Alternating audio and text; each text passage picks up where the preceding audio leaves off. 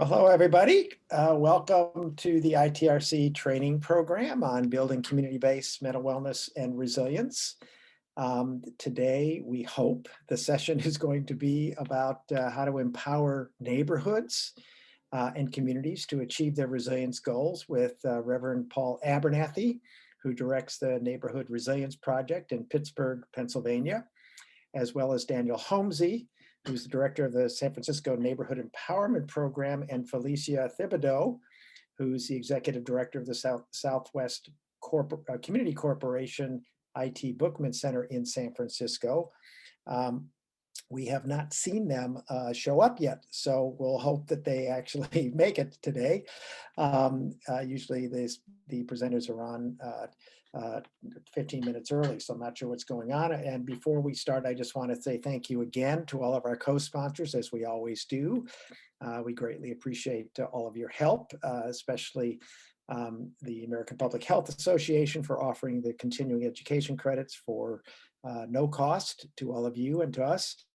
And to the Trauma Resource Institute and Keisha Lindor, who's handled all the tech work that's been going on and going on right now to make these programs, these sessions run really wonderfully. As we've done in the past, let's start with a resilience pause. There we go. Just to sort of center ourselves a little bit, to become more present. And let's start today with some controlled breathing, or let's start with 6-second breathing, and then I'll talk about the difference between them. And this is just a way to, again, just sort of calm your body, your mind, and your emotions so you can become more present. And you can start by just inhaling slowly for 2 seconds. You hold your breath for a second, and then you exhale for 2 seconds, and hold it for 1 second, then repeat the process a couple of times. So inhale for 2 seconds, hold for 1 second, exhale for 2 seconds, hold for a second, and just repeat the pattern.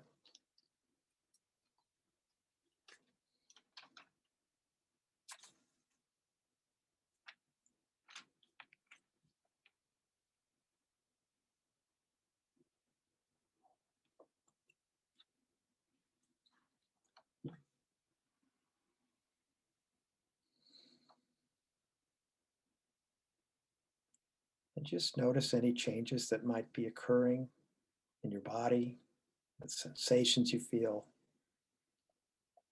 in your mind. Are you becoming more present?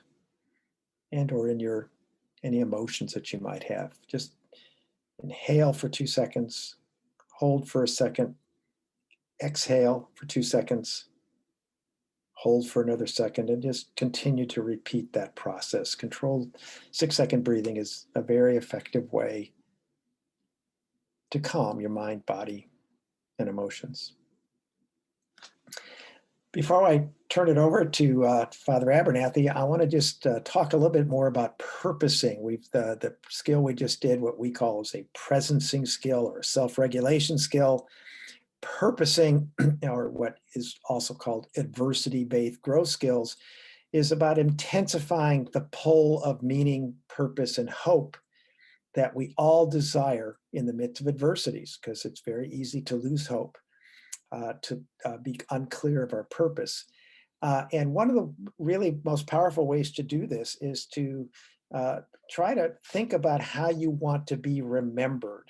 There's a great deal of research, a growing body of research that shows that when you think about this and practice this, it can have tremendous personal benefits as well as social benefits. So you can constantly ask yourself, what will my descendants wish I could have done differently or done better? Thinking about the future, and then ask, well, what actions can I take now and in the future to achieve that purpose? And one of the real wonderful exercises that you could practice to take this is called the legacy mindset. And I'll just read it to you, but I would encourage you to take a shot at practicing this sometime down the road. You want to sort of just take a moment to stand in an open space uh, and then take a step backwards in an open space. And with your eyes closed, imagine someone you know or care about from an older generation. It might be your parent, might be your grandparent, might be others. Um, then take another step back from there and imagine that person as a young adult. Picture their lives, their thoughts, their feelings, their hopes, their struggles. What are they going through? Just try to imagine them. And then after a minute, you take a third step back, again with your eyes closed, and imagine their fifth birthday. They're only 5 years old. They're having a party. And imagine all the people that are there, the looks on their faces, the emotions in the air. And then ask yourself, what did they leave me? Or what did they create for me today? And just sort of try to get a sense of that. What did your grandparent or your parent leave for you or create for you today? And after thinking about that and imagining that for 2 or 3 minutes, return to the original starting position. And again, with your eyes closed, now imagine a young person in your life today that you care about. Might be your child, maybe it's a niece, maybe it's a godchild. Take a step forward with your eyes closed and imagine the look on their face, their voice, the things they love doing. Just really immerse yourself in that person for a second. And then take another step forward, again with your eyes closed, and imagine it's 30 years in the future. What's happened in their lives? What are their joys? What are their troubles? What's the state of the world around them? And now take one final step forward and imagine it's their 90th birthday. This person, this child, this niece, this godchild, they're now 90 years old. And see them surrounded by their own children, their grandchildren, their neighbors, their friends. And then look up and, oh my gosh, above the fireplace, there's a picture of you. And what would they say that you left them? What did you give them, provide for them? What's the legacy they see for you 90 years from now? And is that what you want it to be? Is there something you want to do differently to produce that kind of legacy, a positive legacy? So this exercise, this legacy exercise, you can do this with groups. That's how I first did it, in a large group. It can be very powerful to help you tap into what's important to you. How do you want to live your life today in the midst of adversity, to help you shape how you want to be remembered? And a very powerful way to establish a positive legacy is to work at the neighborhood level to build social connections that help prevent and heal mental health and psychosocial problems and build individual and collective resilience. And I'm very honored to have the opportunity to introduce Reverend Paul Abernathy, as well as Daniel Holmesy and Felicia Thibodeau today, and to talk about their work at the neighborhood level. We're going to start off by hearing from Reverend Abernathy, who is, you've already met him in the first session, but he's an Orthodox Christian priest and CEO of the Neighborhood Resilience Project in Pittsburgh. And with that, I'm going to turn it over to Reverend Abernathy. Thank you for joining us today, Reverend Abernathy. Oh, Bob, it's such a pleasure really to be with you. And let me see if I can share my screen, and then we shall get started. Yeah, you've been made a co-host, so you should do that easily. All right.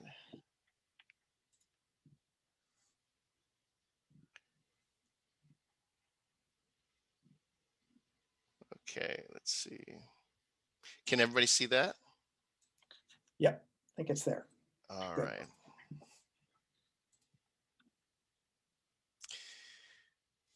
It's such a joy to be with each and every one of you here today.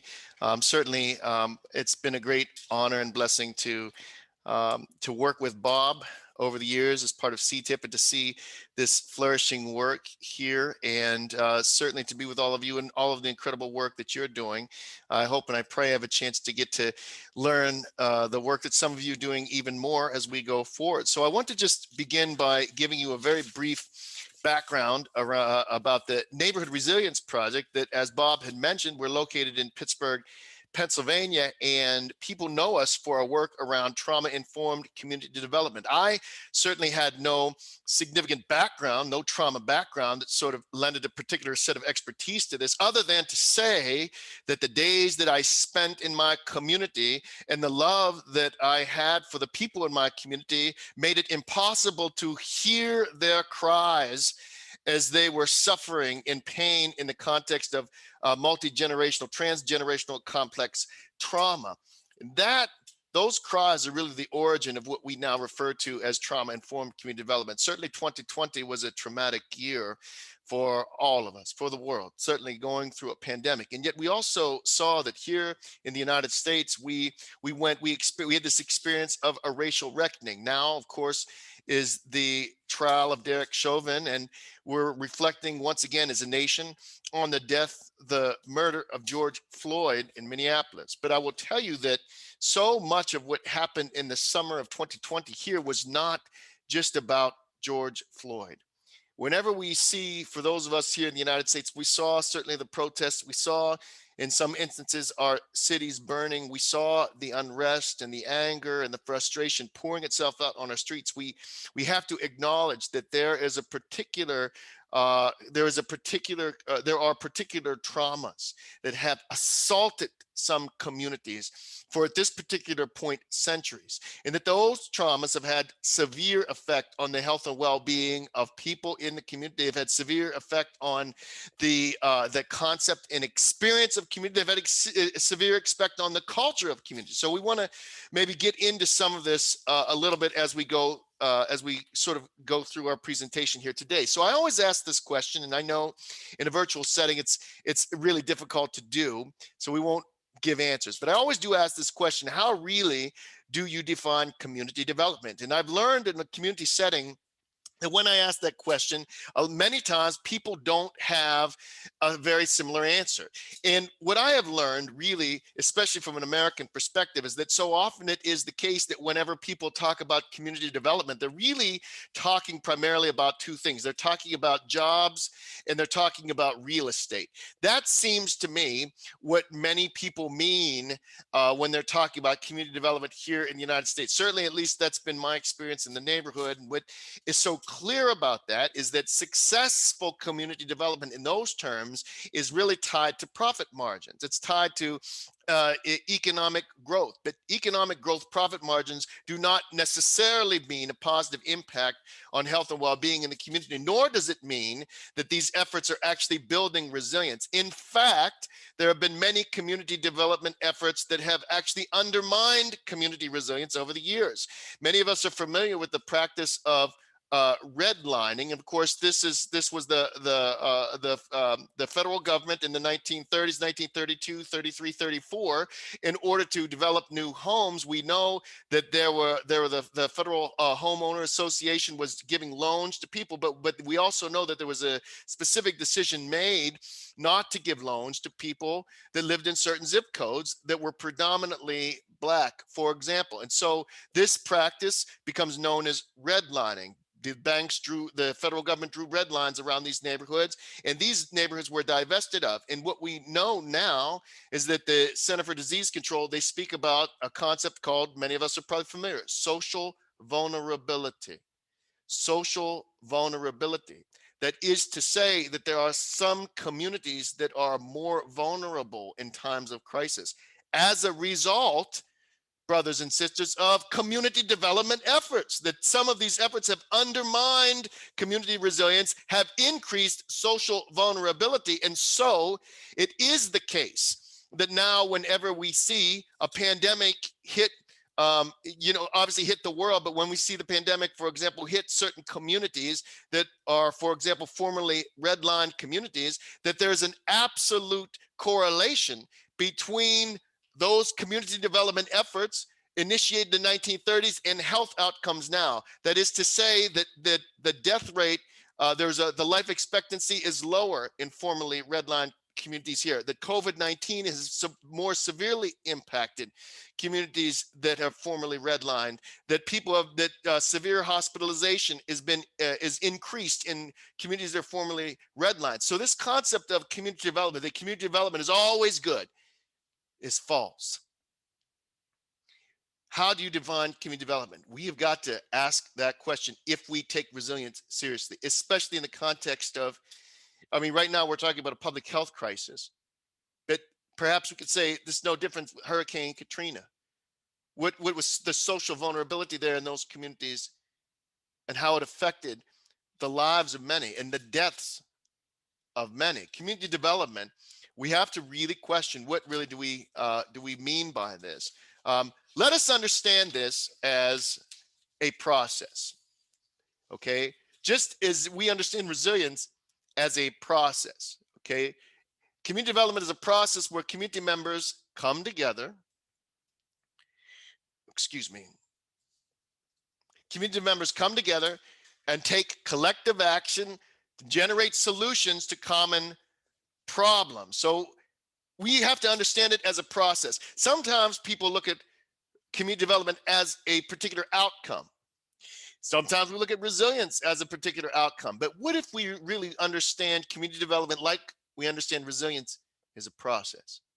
That there's things that we do, that it has to be something that we're doing towards a particular end. It's a process where community members come together and take collective action and generate solutions to common community problems. This idea that there's got to be not just what one person does or two people do, but really this notion of collective action.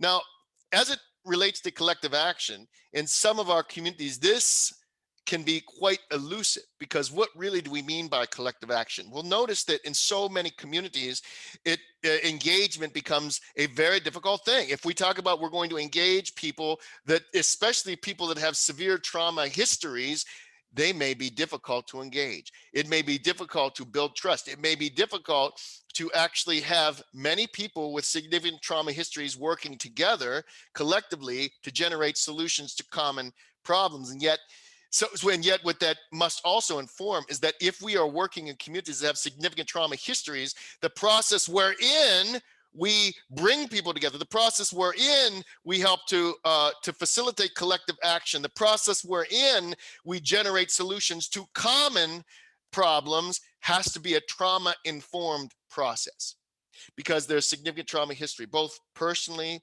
and also in the community. And we'll talk some more about this.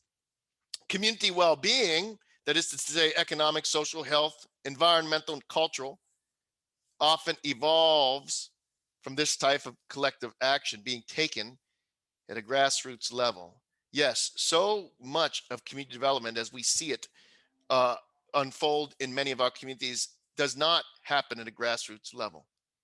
Here we're acknowledging that it does happen at the grassroots level, this collective action being taken to grassroots level, and that it results in community well-being. So let's get as simple as we possibly can, that the goal of community development is community well-being.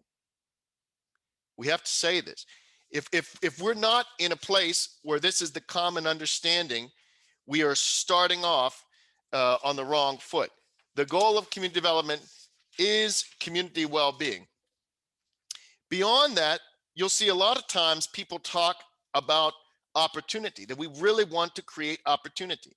And that's very important. We know that many communities need opportunity. Many people need opportunities, certainly to have that social mobility. And yet at the same time, if we're really talking about, again, significant trauma history, we have to understand that trauma also can severely impact health and well-being. We know the science around ACEs. Incidentally, we should also know that adverse childhood experiences, the original ACE study was for a predominantly white middle-class population. We know know that, for example, there was a study done in the city of Philadelphia, people talking now more about expanded ACEs that include even more people that don't come from the original demographic of the original ACE study. So for example, in expanded ACEs, sometimes they say, have you ever witnessed gun violence? This is not asked in the original ACE study. And yet when we ask this in an urban setting in the United States, we see higher rates of exposure. And so this idea about trauma history, what we know, especially experience before the age of 18, how trauma can negatively impact health and well-being. Certainly we need to say it doesn't sentence someone. These trauma histories don't sentence someone, but we know that there's a risk associated with this kind of trauma exposure. So it can negatively impact health and well-being. So in our work at the Neighborhood Resilience Project, we started to ask this question. It's not enough just to create the opportunity, but we started to ask the question, are people healthy enough to sustain opportunity? This is very important because we've seen people get jobs and lose jobs. We've seen people get housing and lose housing, not because they're ignorant or malicious or stupid, but because they're not well, because they're not healthy, because trauma has negative impacted their health and well-being. And so, and in many instances, community trauma policy, history, transgenerational trauma has undermined community resilience and actually created some social vulnerability. So this idea about, are people healthy enough to sustain opportunity?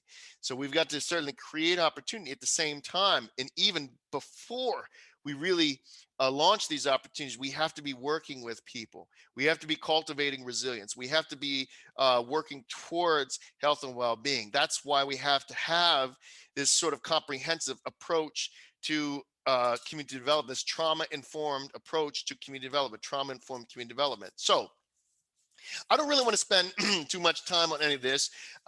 Certainly, there are, when we talk about significant trauma histories, and we're doing this work in communities, there are risk factors, there are protective factors. I think really today we want to talk a little bit more about risk factors, but I don't want to spend too much time. I'm sure many of us are familiar that these are some of the risk factors that you may encounter whenever you're going into some communities to do this kind of work, trauma-informed community development. There's some risk factors. You just want to be aware of them. You know, parents may lack understanding of children's needs, child development, parenting skills. Let me say just for a brief moment on parenting skills. Again, from my frame of reference in the African American community, there are parenting practices that absolutely can be traced back to the institution of slavery. Just for example, if we look at child rearing practices, we know that there are some child rearing practices that were adaptive in the time of slavery that are now maladaptive because the institution of slavery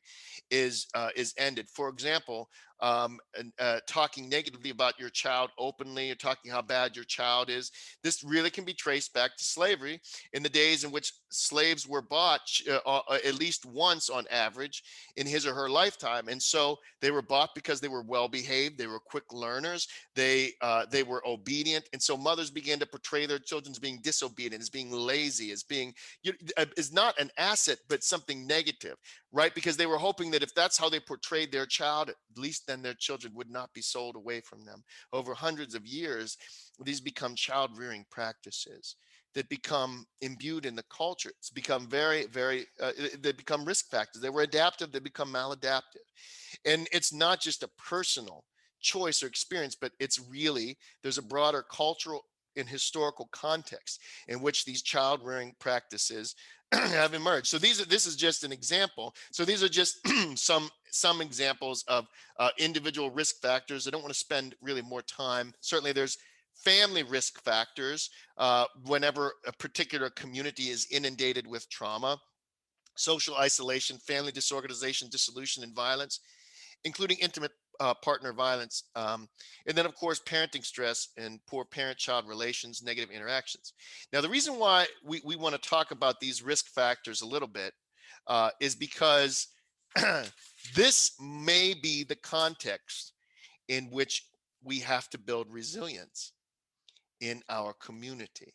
We mustn't be naive to the reality. If we really look at this issue of communities that have been inundated with trauma and what we may encounter as a result, if we're working to build resilience, we have to wrestle with the reality of these risk factors. So if you look at this, going back to the initial understanding of community development being a process, collective action, right, coming together, and then you see here that if a community has been inundated with trauma, some of the family risk factors, you see family disorganization, dissolution, and violence. Just take that for example, and you say, how then do we work in this context to build resilience? How then do we work in this context to take collective action? How do we have community organization when we're confronted with family disorganization? How do we have community unity when we're confronted with family dissolution? How do we have peace? How do we have a culture of peace at a meeting when people regularly have the experience of violence? So this has to be, we have to really address this. We have to really talk about this. And of course, getting that into community risk factors, community violence, concentrated neighborhood, disadvantage, yes, that does include a high poverty and residential instability, high unemployment rates, et cetera, et cetera. And look, you'll see here poor social connections. Now, so much of the work that we're going to be doing, we need to be doing around resilience in the community has to be about establishing these social connections.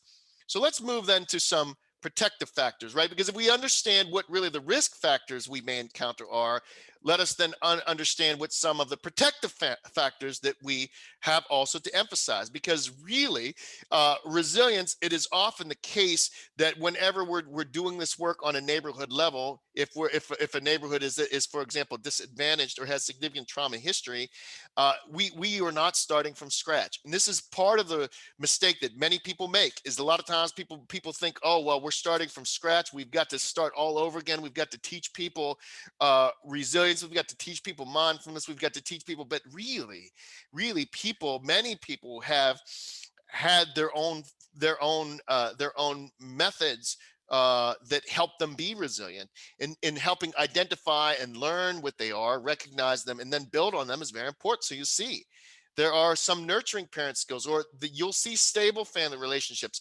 understanding social networks that exist already in these communities is very important. In other words, whenever we go into these communities, no matter what the condition of these communities, there are social networks that have opinion leaders, they have influencers. And one thing we know about social networks is that they are incredibly valid. Whatever the social network is, well, that is to say, there are people in communities who are, yes, as I had mentioned, they are opinion leaders. They are connected to people. You can actually, we in our work, we conduct social network analyses. Many times you wonder, like if you have social media and Facebook, it says suggested friends. You'll see on LinkedIn or Facebook or whatever. A lot of times they're right. You say, well, how are they right? Because these social media platforms conduct social network analysis. They're incredibly effective to understand what really is the social network of these communities, who really are the opinion leaders. Can we scientifically identify them? And if we scientifically identify them, can we then engage them, which we'll speak to in just a few moments about what that may look like. Certainly adequate housing, access to healthcare, social services. These are some protective factors. Now, when you look at this list, and we say these are some of the things that we might look for as we prepare to build resilience on a neighborhood level, we might then want to consider what then from this list is missing at a neighborhood level if we're going to engage these. So for example, you're going to find social networks, but on the other hand, we may not find adequate housing. And this is where we really have to have an understanding. What really are the protective factors that really contribute to broader neighborhood resilience? We understand the risk factors. We have then also to understand the protective factors. And of course, just one example of this, right, is that you may notice a community that has particular parental supports. What we know, right, from the CDC, violence prevention, child maltreatment, is that this is just an example. If communities have parental supports, they have less child abuse. So they have significant parental supports, they have less child abuse. So this is just one example of, right, parental support we might describe as resilience. And we see that this resilience actually impacts trauma. It mitigates trauma. We see this. It's just one example of this. So very briefly, I just want to introduce, I know that many of us are familiar with historical trauma, transgenerational trauma. And this is where we understand that trauma can be experienced one generation, can be passed down to a preceding generation through, listen to this, right? Parenting styles, storytelling, environment, and yes, even biology. The field of epigenetics has certainly taught us a lot. I know many of you are quite familiar with this, but this idea about just parenting styles, storytelling, and environment, how really this historical trauma, transgenerational trauma is passed down.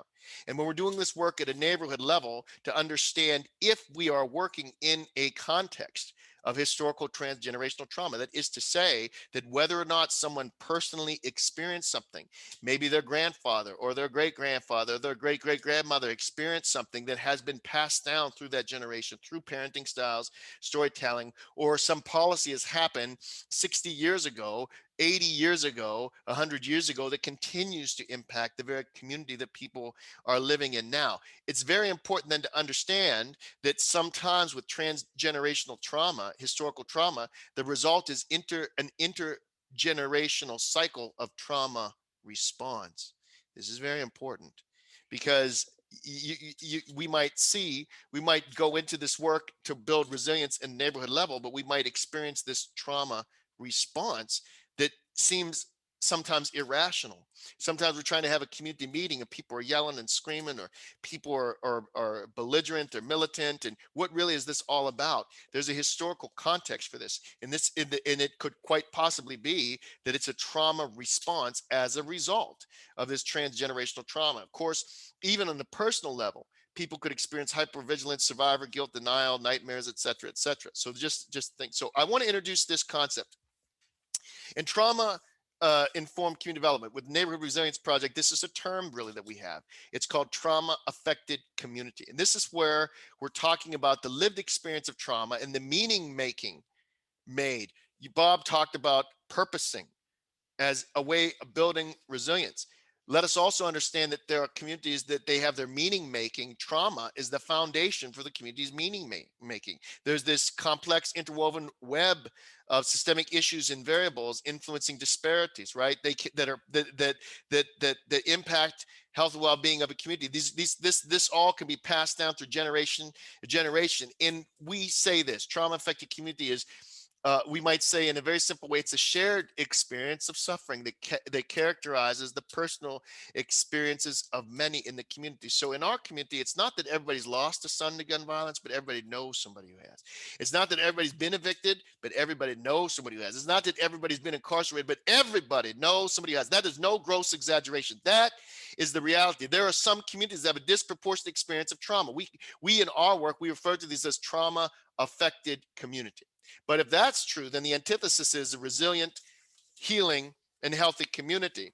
And it's important to understand this, that if we talk about resilient, healing, and healthy community, there has to be a process by which we get this, right? And so this is where we introduce this concept of trauma-informed community development. Here we say as informed by the lived experience of trauma, both personal and collective. It's the personal and collective. So there's this lived experience that has to inform this process. We have to understand that we've got to incorporate people with lived experience into this process. Lived experience, people with lived experience have to inform this process, both personal and collective. Trauma-informed community development is a framework. It is not a model, brothers and sisters. Models, we're really big on these evidence-based models in our society. Let me tell you something. That's good because they've been validated in this particular place with this particular population for this particular time. If we're talking about a framework, that's something entirely different. A framework enables people to contribute. A framework enables people to build their own models. A framework, we talk about having a particular freedom within a framework. A framework guides a creative process that enables people to have real buy-in and allow their voice not only to be heard, but to impact the world around them. Okay, so trauma-informed community development has to be a framework that establishes and promotes resilient, healing, and healthy community so that people can be healthy enough to sustain opportunity and realize their potential. That is to say, that if we're really serious about this, we'll know when we're successful because health and well-being in the community will improve. And we'll have a way of understanding that and measuring this.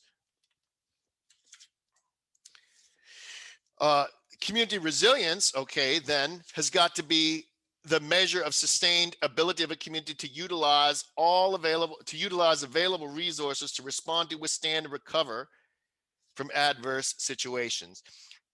COVID has presented obviously a unique opportunity in that uh, it has revealed which communities have perhaps resilience in the face of the crisis. I mean, all communities have some resilience, but we might say which communities have more resilience than others. For example, when we say we have an online registration process for the vaccine, we know that some communities don't have access to technology, and therefore they lack a certain resilience to respond to this particular kind of crisis. Okay, so TICD, Trauma Informed Community Development, works to facilitate, transform uh, from trauma affected community to resilient, healing, and healthy community. So we want to talk about this, right?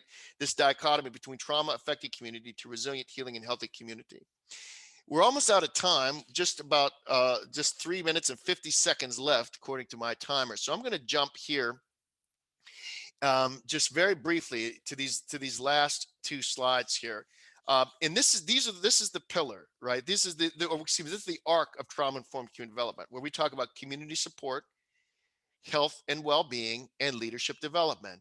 Okay, so we understand that there are many people on a neighborhood level who they are really struggling. If we say we want to talk to you about community development, there was one woman, she had no furnace. Okay, we had somebody going to talk, trying to get her involved in this process. She had no furnace, knocked on the door, right? In February here in Pittsburgh, very cold. She answers in the coat, no furnace.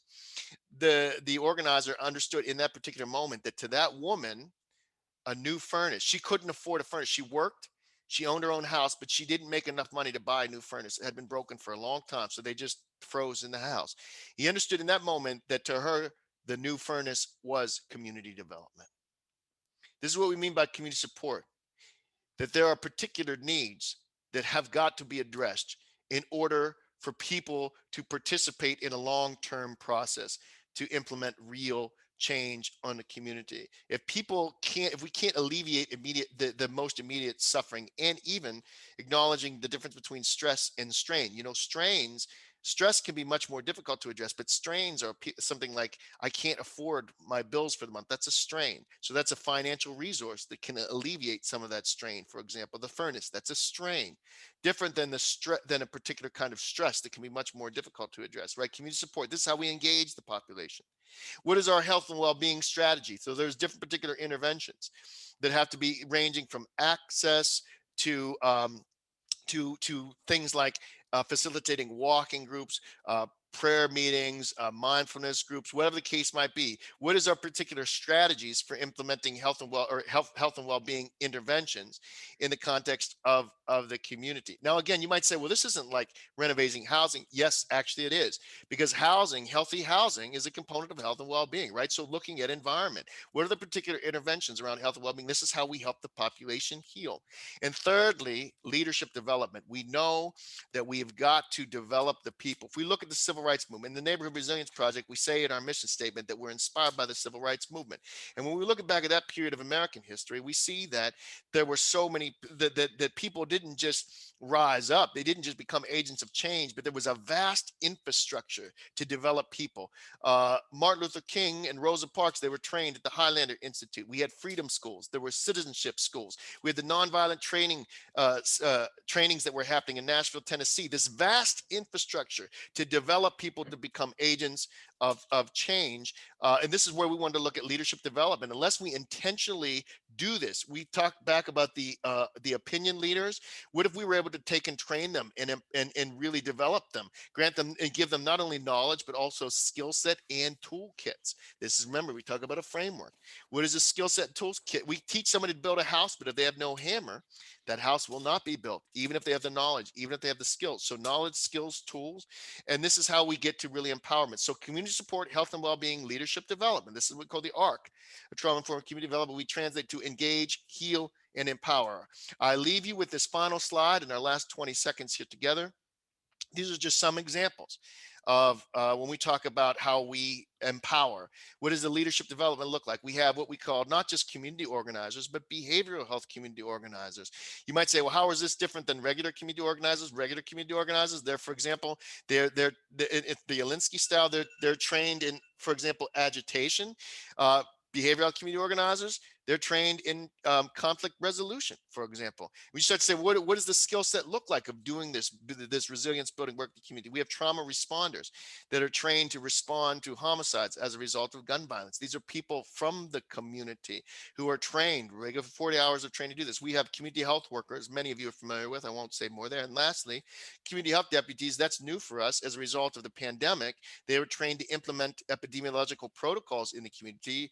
They have 3 objectives: to combat the spread of COVID-19, to support community basic needs, especially food and medicine, and thirdly, to support community mental health, understanding the isolation as a result of the pandemic was detrimental to community health and well-being. And this is how we begin to build the foundation for this is how we you understand people.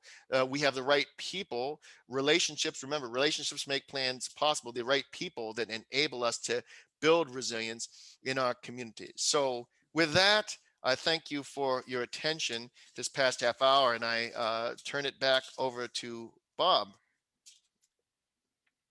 Father Abernathy, that was just wonderful. And I wish we had 3 hours to have you talk rather than a half hour there. But I think there's other resources that people can try to find out. I want to ask you one question, 2 questions actually, before we turn it over to Daniel Holmesy and Felicia. What steps could you recommend for the people, the participants here who are from all over the US and other parts of the globe? What are the first couple of steps they can take to engage in trauma-informed community development? What would you suggest they do? That's a great question. So the first thing I think is there has to be, if we really consider which communities that we may engage, that can be very helpful, because if we understand which communities we're working to engage, those communities have a particular history. And I think it's very important to understand that history, not from an academic sense, but through the lens of the people who have lived that history. That's going to be very important. One of the very first things that we did when we started is we did a lot of listening. Now I know that's not new, but what's really important is when you do this listening, it's going to be very important to capture the narrative with a particular attention to the trauma that has informed that community's identity. If we're able really to understand that, that can really provide some insight whenever we think about what it means to take a trauma-informed approach to community development with this particular community and how we might go about building resilience. Hopefully, within that narrative, identifying what are the components of resilience that have emerged as a result also of that trauma history. Great, that's very helpful. And just a follow-up question to that, any suggestions for how people can go about identifying the community leaders, the opinion leaders in the community when there's lots of noise out there? Yes. No, so this is a very important question, and I will tell you that I'm going to give that. Okay, so we can get out there and we can talk. It's going to be very important to talk with people. Now, you will learn from talking with people. You may learn who the leaders are, but this point about the noise, Bob, is extremely important, because it is so often the case that people who are loud, who maybe set themselves or present themselves as gatekeepers, have actually very little sway in the community, and actually their false leadership is very often reinforced by systems that really have no relationship with the community. So one of the ways so there's two things that are very important. Number one, there are, for example, community meetings. You need to spend time with the people who do not go to those meetings, period. The people who are in survival mode, that's the question. You must spend time among them. They in many instances will not identify the quote unquote gatekeepers as opinion leaders. You will learn by spending time with them who the opinion leaders are, just from experience. Also note, get away from this notion of community leader, because that's a false notion, I believe. There are people that are opinion leaders in particular demographics. So for example, it may be the case that there's a 65-year-old woman who, in the circle of 65-year-old women, or in the circle of women aged 60 to 65, is highly revered and respected. Whereas males aged 13 to 17 might not know who she is. Now they may, because we know you have this grandmother's thing that happens a lot, but they may not know who she is. But among the males 13 to 17, there might be a 17-year-old male that they're all following around like the Pied Piper. It's important to understand that different demographics have different opinion leaders. One final point on this: the most sure way to do this is to actually develop the technology to conduct a formal social network analysis.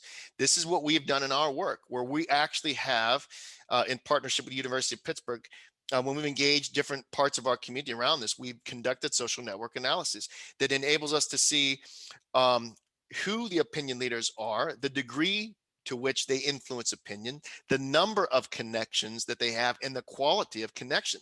This is science that actually we can build some technology around that we really need to learn to leverage in this particular work. And I will tell you, you'll find some surprises. I'm one that always stands out to me is one woman.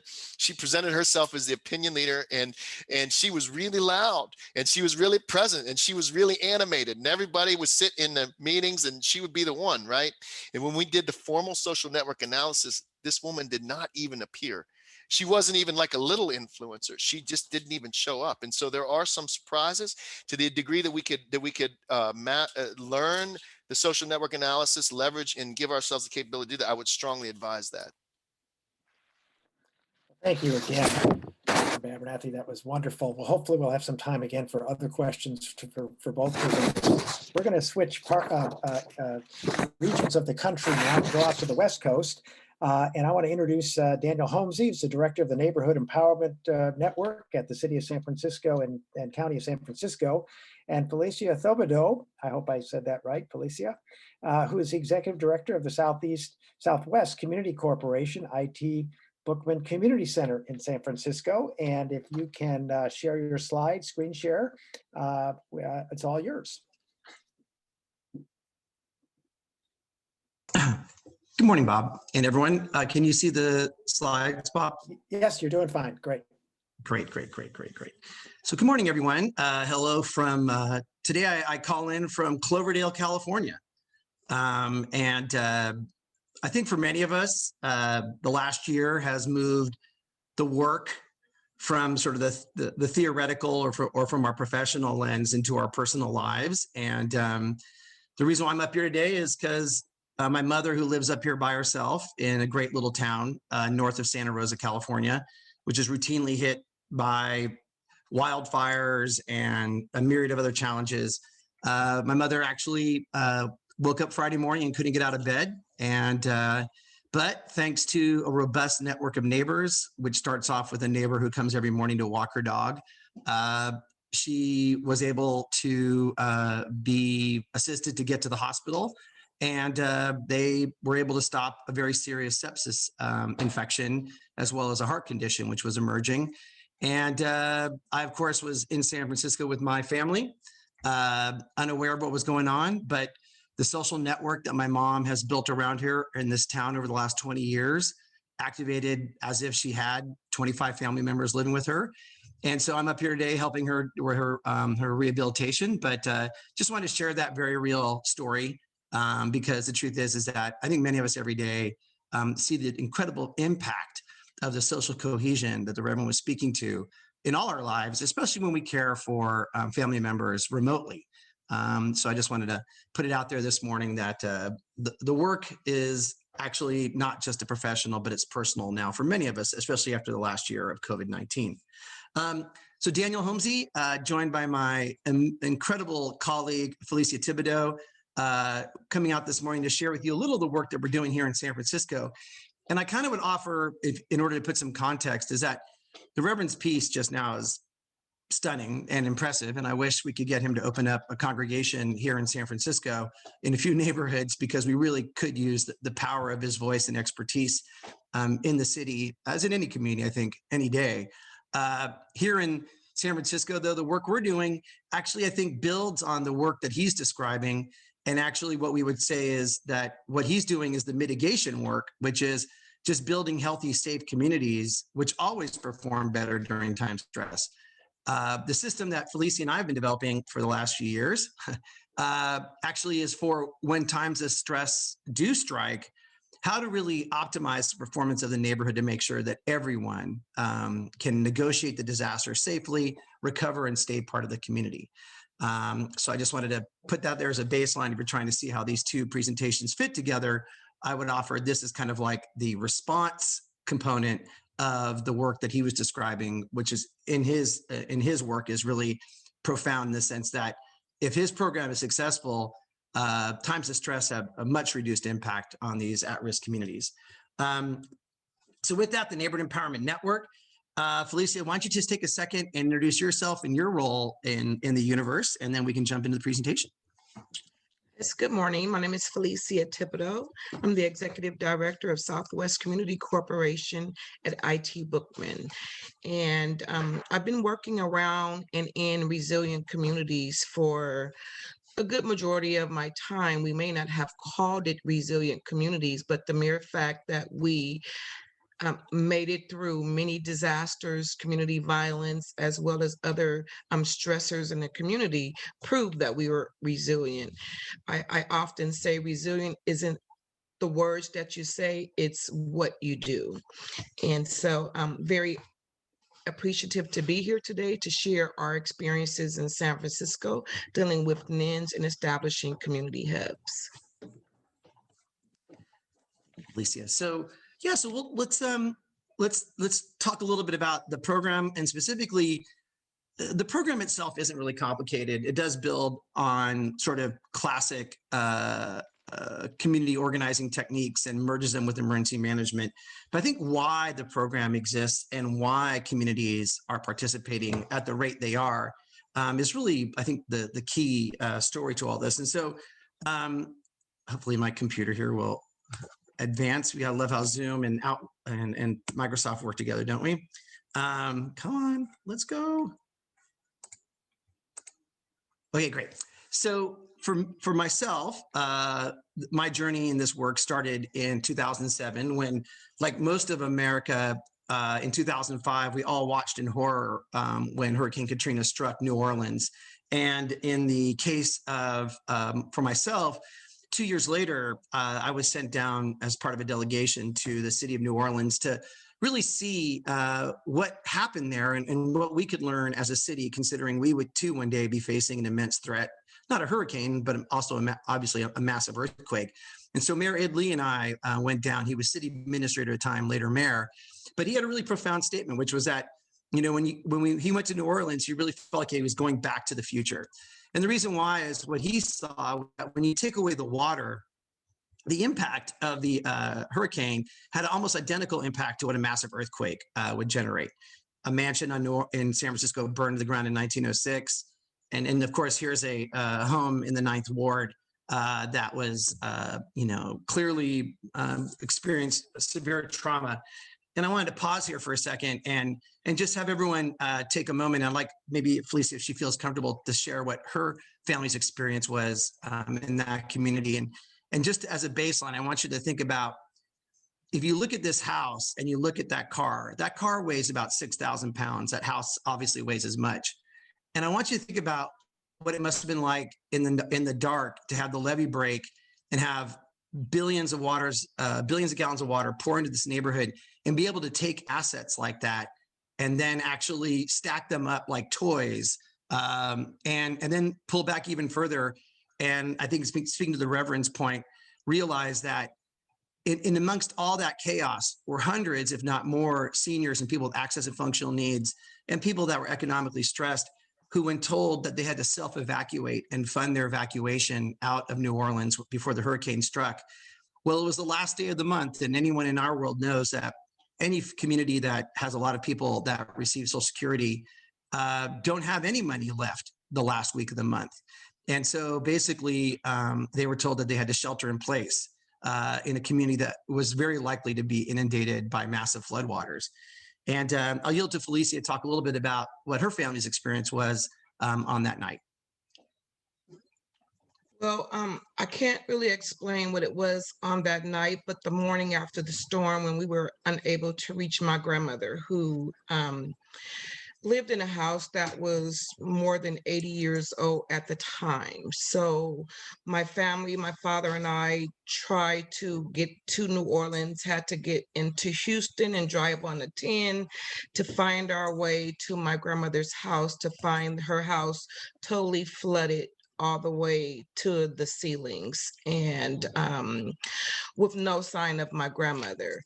After the waters receded, we were able to reach some of the neighbors who informed us that they saw my grandmother floating down the street and that they were unable to retrieve her. And to this day, we were not able to locate and retrieve and properly lay my grandmother to rest, which still haunts us because we believe she's somewhere.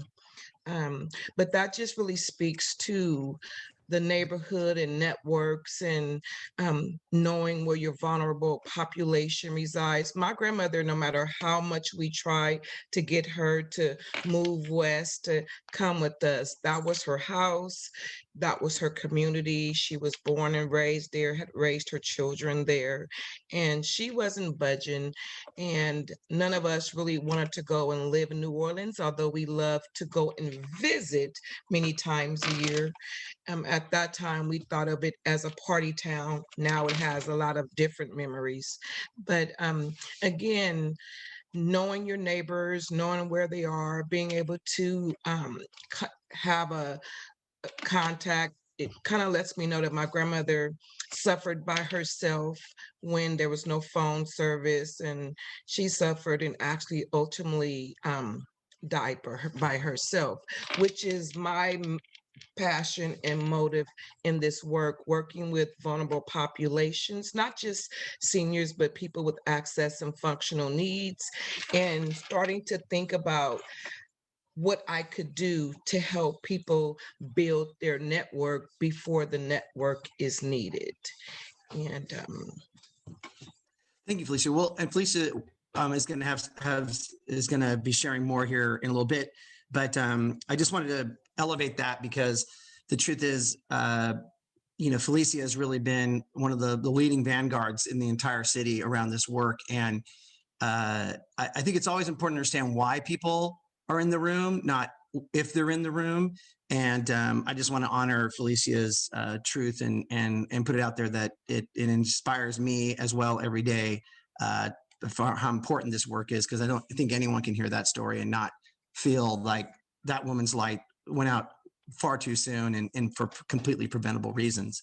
But the upside to that experience was that, going down there in 2007 was getting a chance to meet LaToya Cantrell and Hal Rourke, the two folks on both sides of that map. And, speaking to the Reverend's point about community development, we in San Francisco have an institution that has wreaked a lot of havoc in the past, in some cases, called redevelopment. And redevelopment is a much more aggressive form of community development where there's actually an attempt to almost hit reset on a neighborhood, tear it down to the studs and rebuild it. And in many cases in the past, unfortunately, that process has actually destroyed the communities that were there. And in San Francisco, unfortunately, many of them are communities of color. The two most common were the Filipino and the African-American communities.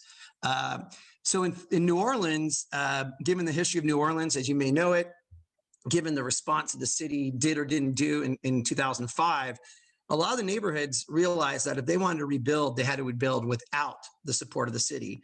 And so LaToya Cantrell and Hal Rourke teamed up in the Broadmoor neighborhood and created the Broadmoor Neighborhood Association and actually created their own recovery plan and actually reached out to Harvard, the city of San Francisco, and a bunch of other foundations and asked for our help to help them rebuild, and completely and intentionally excluded the city of New Orleans in that recovery effort, which is a really damning statement on the quality of the relationship between the city and the communities.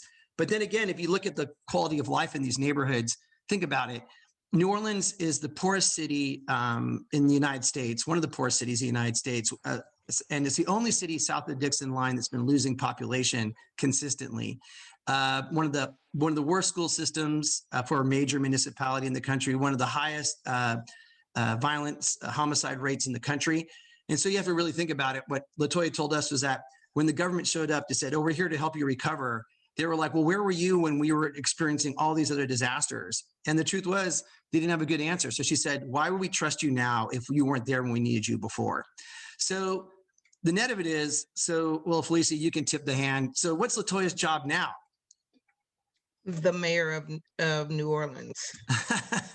So I want to put that out there, that while disasters certainly are devastating and horrible and can generate trauma on an unprecedented level, within that construct can also be something that could be beautiful. And that is communities awakening and leadership arising and finally having the momentum and gumption to stand up for their community.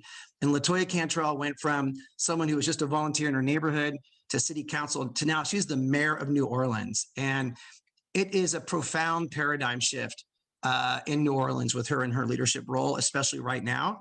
And so I encourage all of you to follow LaToya's work and see what it looks like when someone from a community that you think is on its heels wakes up one day and leans forward and actually transforms the entire city around them. And LaToya is a symbol of that, and we treasure her partnership and friendship. She's never forgotten the Neighborhood Empowerment Network and our work, and has always taken every invitation to come to San Francisco and present and share her learnings. One of the big things that she decided was her top priority was to rebuild the hub in the neighborhood, which was rebuilding the local elementary school, which was destroyed by the flood, rebuilding the local library, and rebuilding the local health clinic. And she said, if we don't rebuild these three assets, how are we going to get families to come back to our community? And so the city and county of San Francisco partnered with her, as well as the Carnegie Foundation, on the construction of the library. And we actually were able to help her secure the state grants to rebuild the elementary school and turn it into a LEED Platinum learning institution, one of the finest elementary schools in the country, in effect. We also partnered with Harvard Kennedy School of Government, which went down to New Orleans and did one of the most in-depth analysis of community resilience ever conducted by the school. And what they came back with was actually a very anti-Harvard narrative, right? They didn't come back and talk about buildings and roads and finance mechanisms. They talked about community. And they said we need to move ownership of resilience down to the neighborhood level. We need to focus on leadership development. We need to prepare for times of stress by working every day on everyday issues. We need to leverage existing networks and assets to increase participation. And we need to focus on who is in your kit. And I think you'll see there's a nice transition there from the Reverend's presentation in talking about the types of investments we need to make for severe times of stress. Felicia, you want to touch on this. When we came to the Bayview, you were very clear about us talking about disasters, and you shared what's your remark about the violence that was going on there? Oh, wow. Well, I just know that we were coming in and trying to look at disaster preparedness, and I said, was very with no uncertain terms that we are in the middle of a disaster. The community that I was born and raised in was suffering from community violence. And it was really, I didn't find it appropriate to go out to the community to talk about stop, drop, and roll, preparing for earthquake while people were burying their sons. I had attended 40 funerals in 1 year of homicide victims in one community. and it just wasn't relevant no matter how much we wanted to prepare communities for earthquake and other disasters. The disaster was already amongst us, and if we did not include community violence as part of a time of stress, it would be very hard to tell people to stop, drop, and cover when they are stop, dropping, and rolling, hiding from bullets.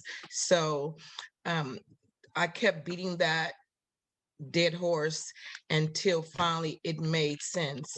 The same is true as when we began to establish our our our heat relief centers, that you can't go into communities while they're suffering through other local issues and talk about your issue. You have to make your issue part of the issues that they're dealing with on a daily basis in order to get buy-in from the community.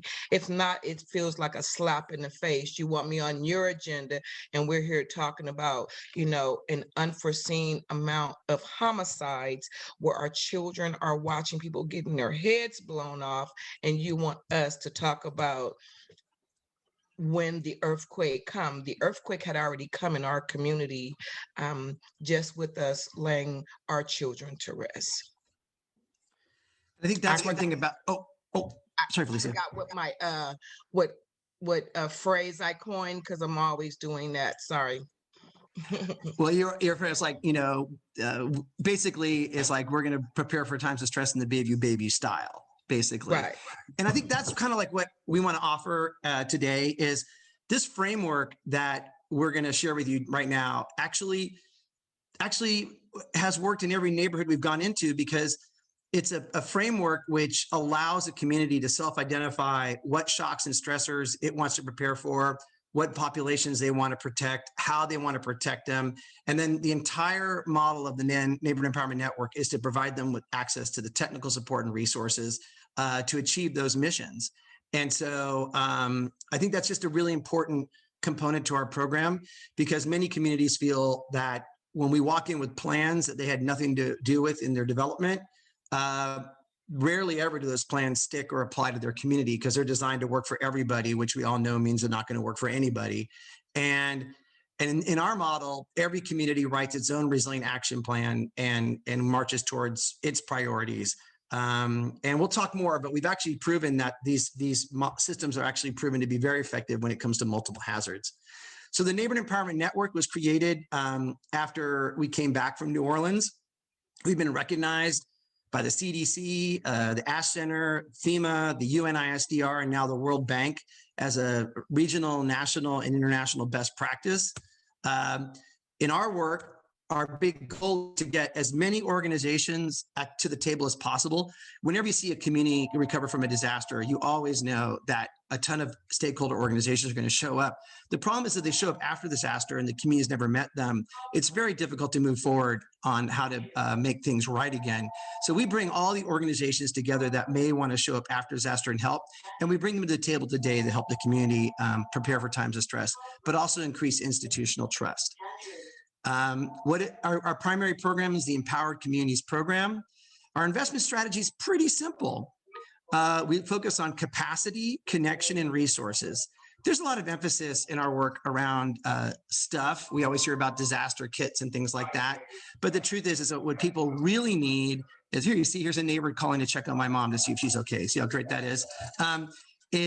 We really feel that leadership and social cohesion is the backbone to success when it comes to times of stress. And this has all been proven by the work of folks like Professor Daniel Aldrich in Northeastern University and such, especially in communities with really high populations of vulnerable people. Who is our primary candidate, or our client rather? What we really want to focus on is making sure that every resident, regardless of their socioeconomic and access and functional needs condition, is as prepared as possible individually. And so we always want to start with them and make sure they feel empowered and control of their own fate. We then work with their surrounding social network, their members of their household and family, and make sure they know how to step up and help their family during times of stress. My sister and I, for example, after helping my father deal with heart failure and his leaving us a couple of years ago, My sister and I actually are kind of experts now on how to help someone survive living with heart conditions now. And that really has been helpful for us to be a resource to my mom right now while she's starting down the path of having to deal with blood thinners and such.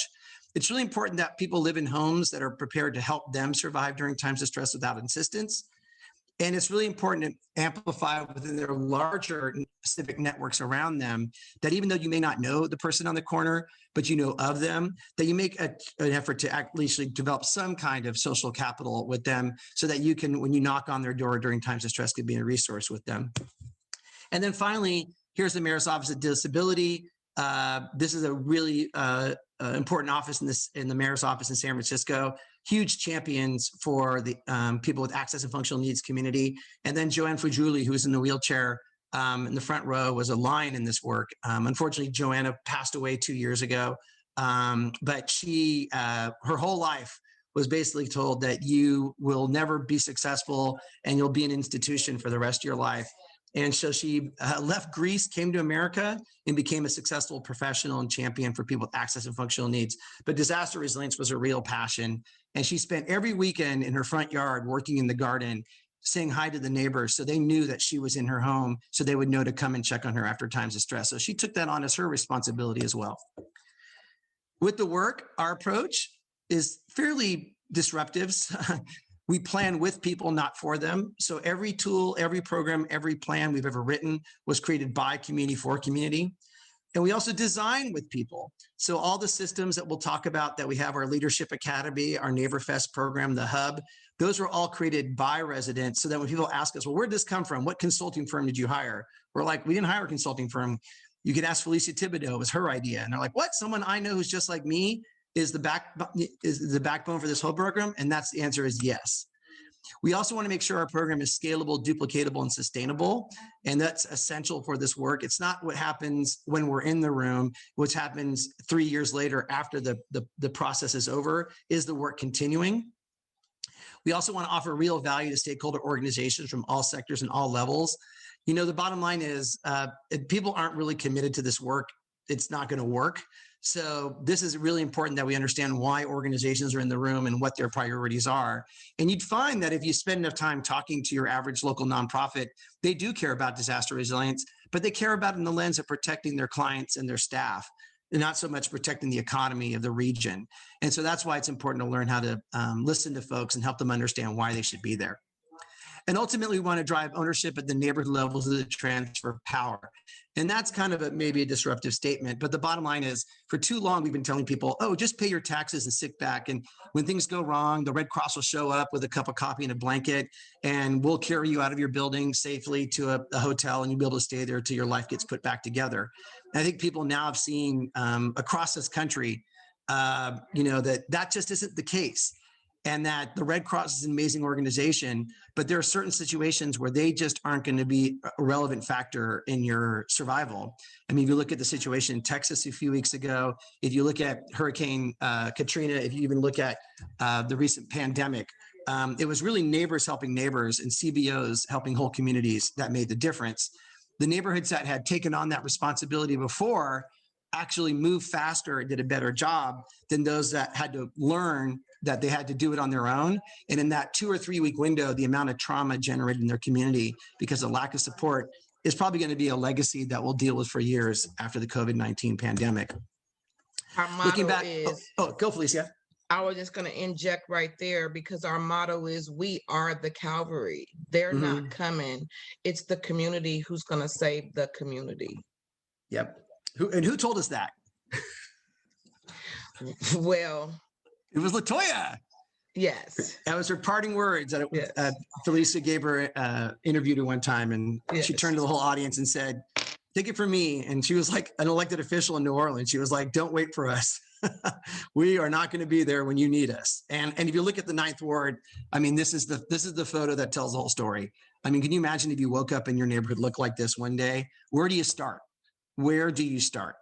In fact, if you look at the footprint of the Katrina flooding, you can see it was highly concentrated in the neighborhoods that were added to the city in order to increase the tax revenue of the city. These were all neighborhoods that were dug out and basically like a bathtub with all the dirt to the edges, and levees built with that dirt to move water out of the city.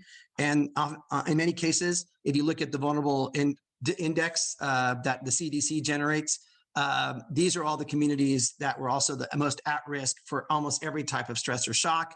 The other neighborhoods that you see in white, where they experience little or no flooding, you can imagine what the social vulnerability index was for those communities, and they largely had no damage from the hurricane. San Francisco, well, we've got our own map, 49 square miles of insanity surrounded by reality.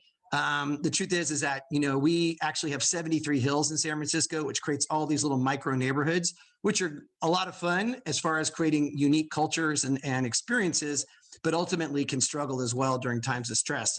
Here's the Marina neighborhood in 1989. I was in San Francisco, as was Felicia. I simply was watching the baseball game, and when it was over, nothing really happened in my household. We just lost power, and we were just sat back, and it was a beautiful night. So we had a barbecue with our neighbors and hung out. Felicia, do you want to share where you were in 1989 when the earthquake struck? I was on the 22nd floor of the Brobeck, Flegger, and Harrison building, which is at One Market Plaza. I was working overtime and had just sat down on a floor to retrieve some trial transcripts so that I could review. I was studying legal research at the time, and the earthquake hit. And next thing I know, I was trapped inside of a file room with a 5-drawer file cabinet on top of me. Later, we rescued about 3 a.m. in the morning. All I could hear was the transistor radios of the fire department and all of those on the floor saying the bridge collapsed and the marina's on fire but stuck. So the fire department finally got me, took me to the hospital, where I ultimately lost my kidney.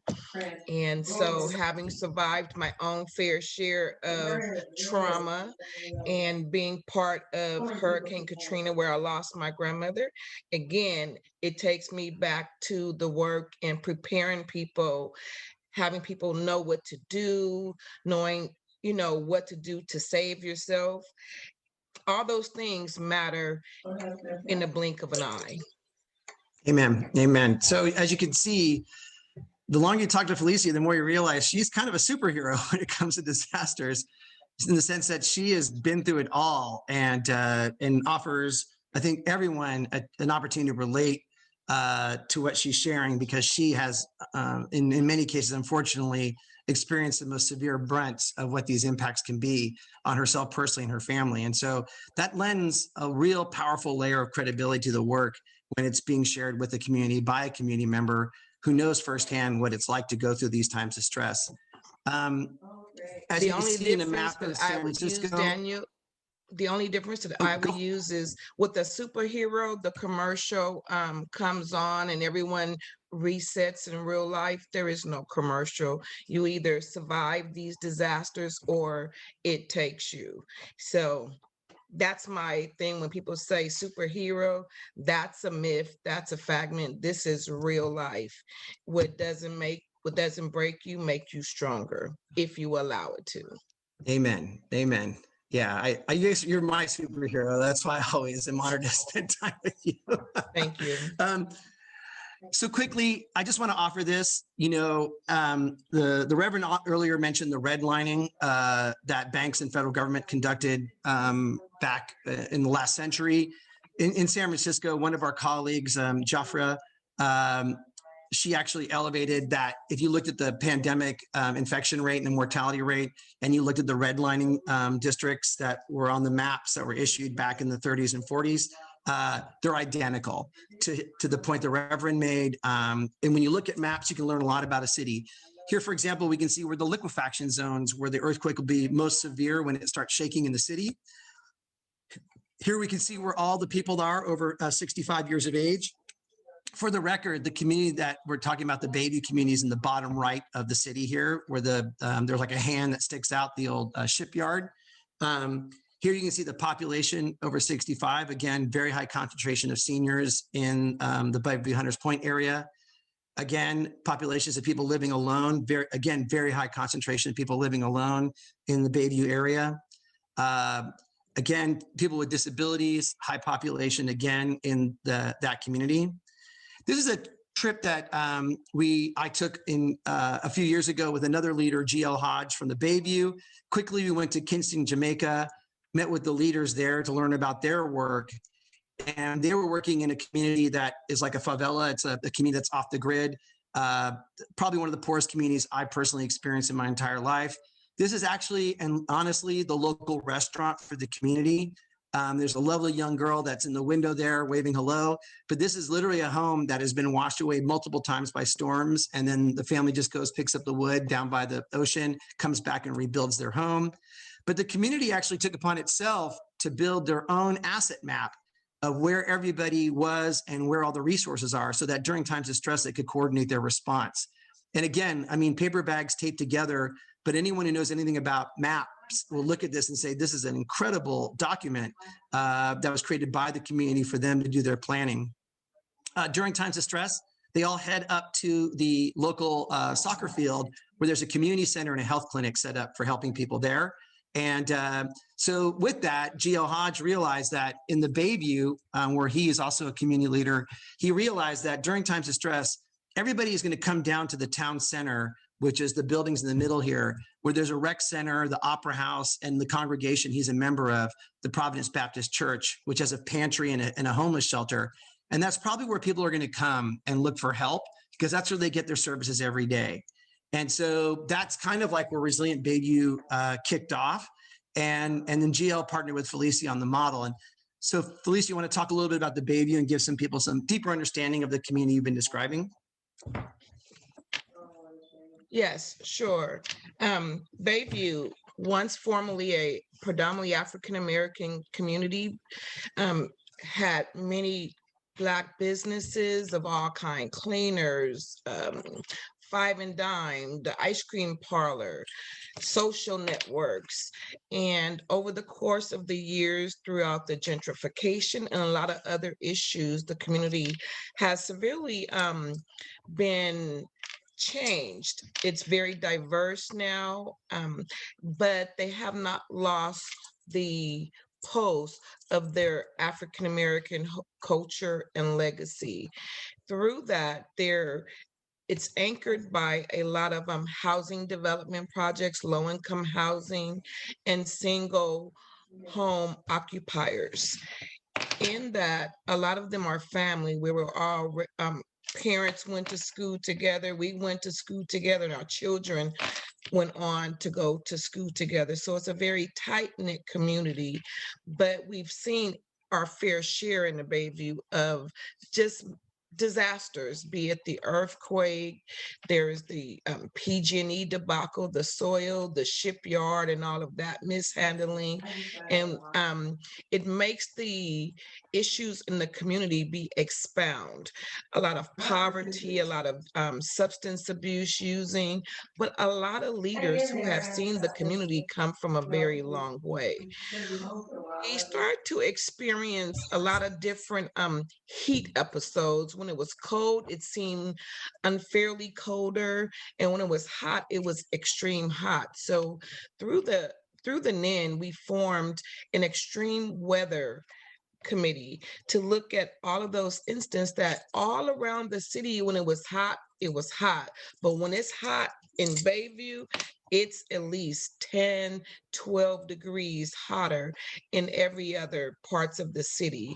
And when it's cold, it's equally as cold. So we were experiencing these microclimates in Bayview, but our infrastructure was not set up to help in those regards, because none of the homes, all made of concrete, had any air conditioning. A lot of the windows were facing other structures, so you didn't get a good breeze.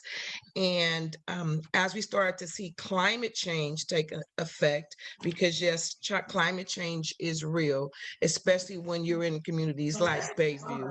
You know it, you live it on a daily basis.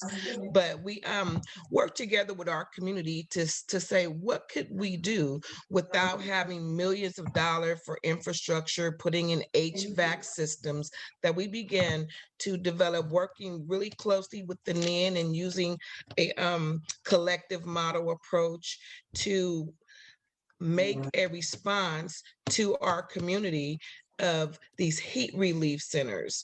So we worked with the city, who said, hey, there's going to be a heat wave. This is in 2017. And can you guys open up a heat relief center? Which we did.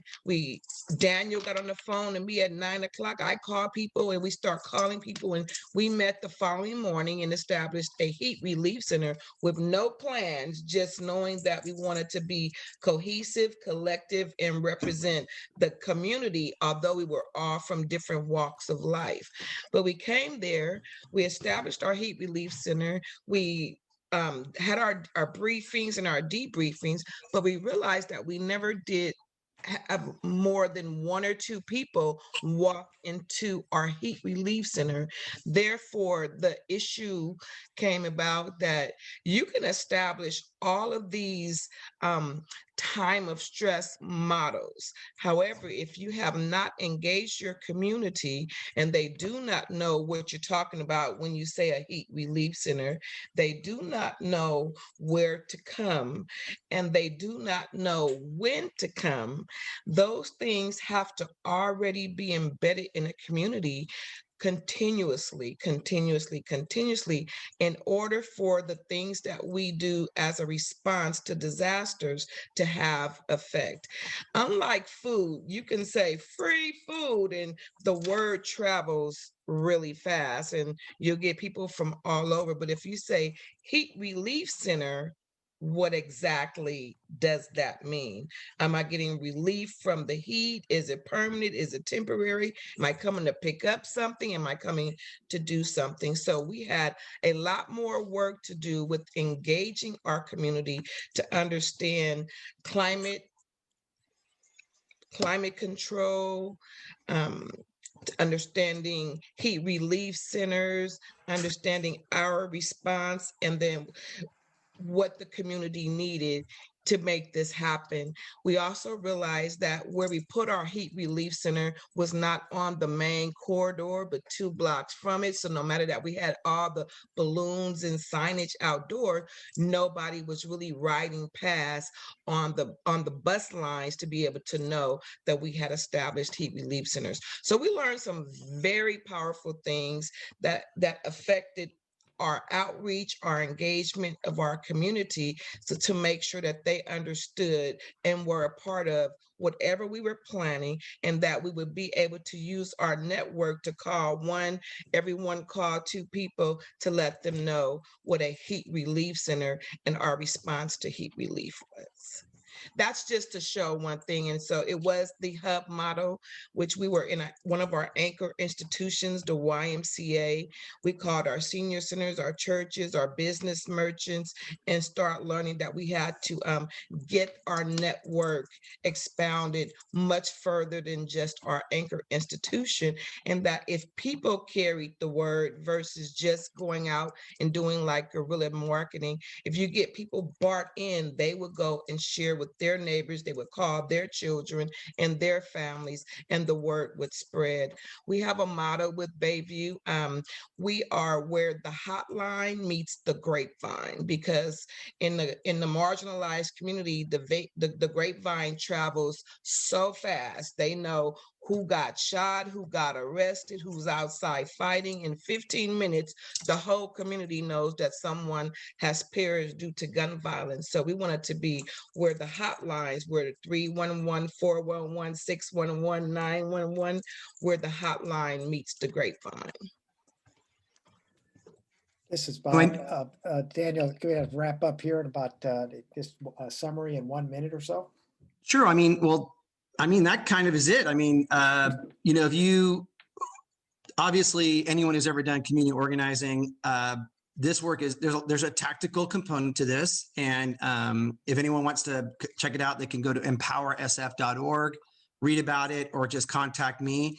But we actually have a iterative step-by-step process that we've created, that we've deployed in 10 other neighborhoods, that the Bayview developed, that now we're sharing with other communities, a very diverse socioeconomic condition. But the reality is it's being now used outside of San Francisco. And the truth is, we'd be happy to share it with you. It's not complicated. It's not rocket science, and it's a lot of fun. There's a lot of human-centered design, and so it's a very interactive bottom-up process. And so we'll hit pause, but just want to thank Bob and the team for letting us share this story today. And of course, just want to honor the work and the contributions that my colleague Felicia has made to really take this being more than just a theoretical approach, but actually make it a reality. And I just want to thank her for her time. She's an incredibly busy person in the OMI community, helping with seniors right now, negotiating the pandemic. And I just really want to thank her for taking the time to share her story today as well. Thank you so much. It was a pleasure to be here. And I want to thank both of you and River Abernathy. We won't have time for questions, unfortunately, but you are all real life models of compassion and empathy and resilience to all of us. So we really appreciate all the work you're all doing and for sharing this. And if anybody wants more information, go to the website for the NEN and Father Abernathy's organization. And just a reminder, to fill out the evaluation of today's session, because it really helps us with future sessions. And also that next week will be the closing session of the ITRC training program. And Theopia Jackson, Dr. Theopia Jackson is going to join me to talk about how to build resilience within BIPOC communities, Black, Indigenous, people of color, in the work she does as the president of the Association of Black Psychologists. And then I'll sum up and talk about how to engage organizations and communities in building a culture of mental wellness and resilience. So with that, I thank all of you for joining us today and look forward to seeing you all next week. Thank you all. Wonderful presentations, and everyone have a good week. Take care. Bye-bye. Thank you, everyone.